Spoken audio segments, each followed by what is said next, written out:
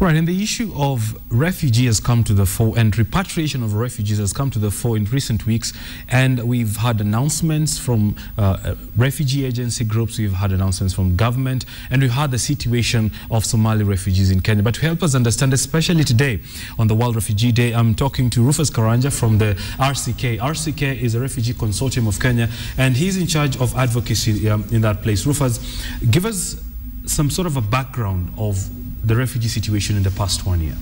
Thank you, Bonnie. Just to begin with, because today is the World Refugee Day, which is marked on the 20th of every June. The world over. The world over, yes. Okay. And it's an event that is celebrated the world over, and it's a day basically to look at the resilience, basically, of thousands of people who are displaced or who are forcibly evicted from their places. And it's a day basically for them to look at the plight that they go through in terms of some of them are running away because of issues of fears of persecution in their home countries. And so it's a day to just celebrate their resilience, basically. But to answer your question in regards to the sort of trends and situations, for instance, looking at the African context, the UNHCR every year, this time of the year, they do release what they call global trends. And the trend is actually that displacement, both internally and across borders, is actually increasing. The figures that are coming out now globally is that 51.2 billion people have been displaced. And looking at the African context, because of the recent ethnic conflict that we've seen happening in CAR, the Central African Republic, then a lot of internally displaced persons are being displaced. Looking across the border, of course, in Somalia, you have quite a big, over 1.2 million Somali being internally displaced. Rufus, recently we had an announcement where the government wanted to register all Somali refugees living in the country, and of course on account of the security situation in Kenya. Take us through the process of settling these people, because obviously that came to a concern because people are saying these people are being forced to be repatriated. What is the process of resettling refugees? First, let me begin also because there has been a lot of different misconception of the concept. And in just the clip that has been where the Deputy President was talking about voluntary repatriation. Voluntary repatriation, in the concept itself, is one of the durable solutions that has been conceived globally, in the sense as a durable solutions where there is situations of protracted displacement, and by the virtue of even the word voluntary repatriation. So Kenya, as you recall, on 10th of November 2013, we signed what we call the tripartite agreement for voluntary repatriation of Somali refugees. And this is in essence returning Somali refugees, but on voluntary basis. So they have to agree to go back. Yes, and they have to make an informed decision for return. And that has to also look at the current situation back in Somalia.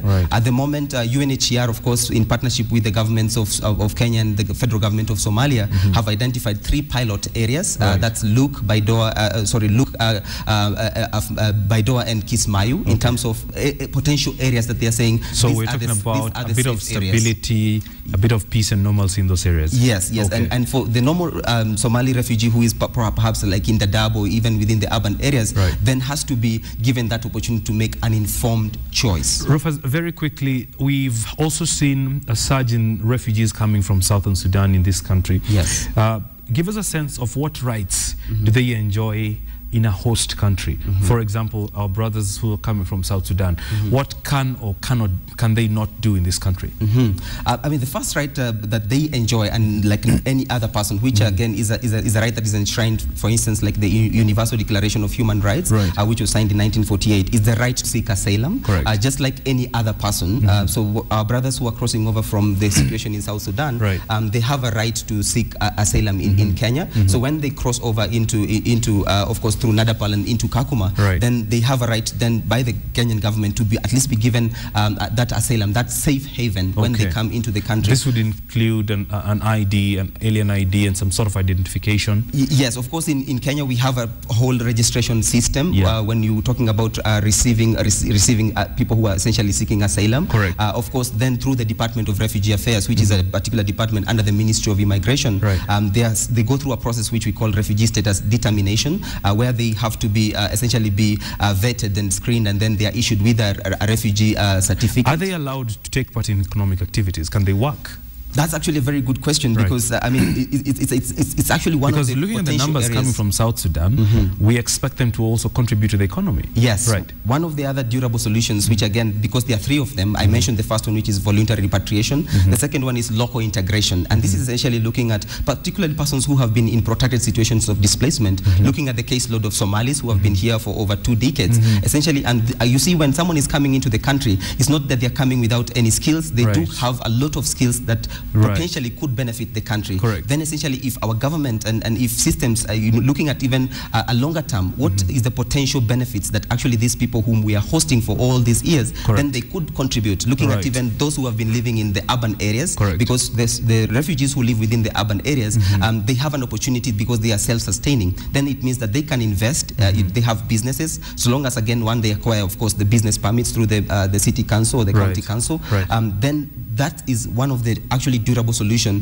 which in the sense that they could be locally integrated and they could actually have a lot of impact, positive impact into the economy of the country. Finally, Rufus, on this day that we're celebrating this, what is this one message that as an agency that is advocating for the rights of refugees, what is this one message that must be put out there?